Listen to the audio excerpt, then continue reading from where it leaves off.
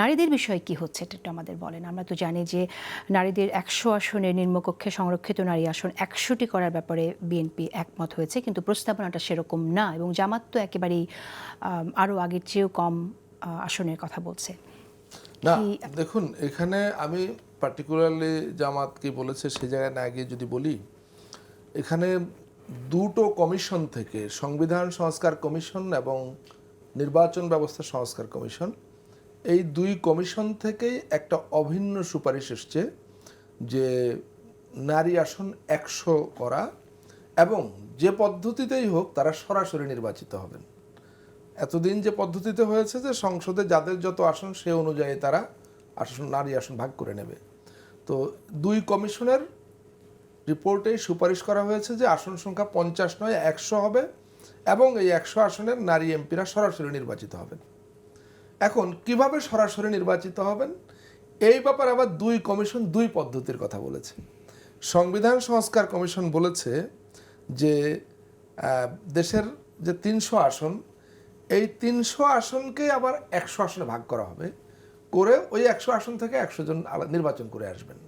তার মানে জেনারেল যে কনস্টিটিউয়েন্সি, তার প্রতি 3টা কনস্টিটিউয়েন্সি নিয়ে একজন নারী এমপি নির্বাচিত হবেন। একজনের কনস্টিটিউয়েন্সিতে যদি ভোটার হয় 3 লাখ, তাহলে সেই নারীর হবে 9 লাখ। সোজা কথা। ওকে, তো এটা নিয়ে বিভিন্ন দল বলেছে যে 100-র ব্যাপারে আমরা একমত।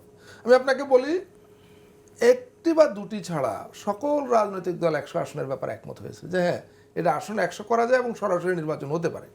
কিন্তু মতভিন্নতা রয়ে গেছে কোন পদ্ধতিতে 100 জন নির্বাচিত হবে। তো সংবিধান সংস্কার কমিশনের বললাম, তারা বলেছে এই পদ্ধতিতে 100, সারা দেশকে 100 ভাগে ভাগ করে 100 জন নির্বাচন করবেন।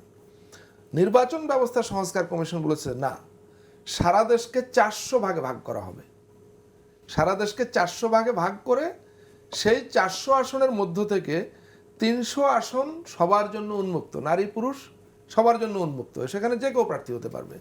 কিন্তু 100টা আসন আলাদা করে রাখতে হবে যেখানে কেবল নারীরা প্রার্থী হবেন, কোনো পুরুষ সেখানে প্রার্থী হতে পারবে না।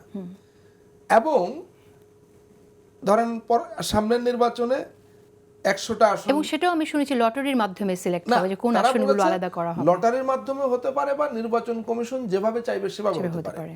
তো এবার যে 100টা নারীদের জন্য নির্ধারিত থাকবে, পরের নির্বাচনে ওই 100টা না, অন্য 100টা। তারা এটাকে বলছেন রোটেশন বা ঘূর্ণায়মান পদ্ধতি। নির্বাচন ব্যবস্থা সংস্কার কমিশন বলছে যে 4টা নির্বাচনে দেশের সবগুলো কনস্টিটিউয়েন্সি থেকে একবার করে নারীরা নির্বাচিত হবেন। হ্যাঁ, এবার 100টা, পরের বার 100টা, তারপর 100টা। এই প্রস্তাবনার ব্যাপারে আপনারা কতটুকু কনভিন্স? না, আমি ব্যক্তিগতভাবে আমার কথা জিজ্ঞেস করেন না, কারণ আমি তো ভাই একজন লিয়াজোকারী। কিন্তু আমি দেখেছি বিভিন্ন রাজনৈতিক দল এটার বিভিন্ন রকম নেতিবাচক ইস্যু তুলে ধরেছেন, বলেছেন যে এই রিয়ালিটির কারণে এই পদ্ধতিটা বাস্তবায়নযোগ্য না বলেছেন। আবার ওই যে 300 সিটকে 100 ভাগে ভাগ করে সেটার ব্যাপারেও তারা বলেছেন যে একজন নারী প্রার্থী 3টা আসন থেকে নির্বাচন করবেন, এটা তো এত সোজা কাজ না, এটা অনেক কঠিন কাজ, এটা বলেছেন অনেকে। আমি এটা বলতেই পারি, আমি জানি না কমিশনের সদস্যরা এটা আবার কিভাবে নেবেন, আমি এটা বলতেই পারি যে এই জায়গায় 100 সিট সরাসরি নির্বাচন, এই দুটো প্রশ্নে বেশিরভাগ রাজনৈতিক দল একমত, বিএনপি সহ। কিন্তু কি পদ্ধতিতে তারা নির্বাচিত হবেন এই জায়গাটায় এখন পর্যন্ত কোনো ক্লিয়ার অবস্থান আসেনি। এমনও হতে পারে, আমি কোনো সদস্যকে ইনফর্মালি আলোচনা করতে দেখেছি, তারা বলেছেন যে এমনও হতে পারে যে এই দুটোর বাইরে অন্য কোনো একটা পদ্ধতিও আমাদের চিন্তা করতে হতে পারে।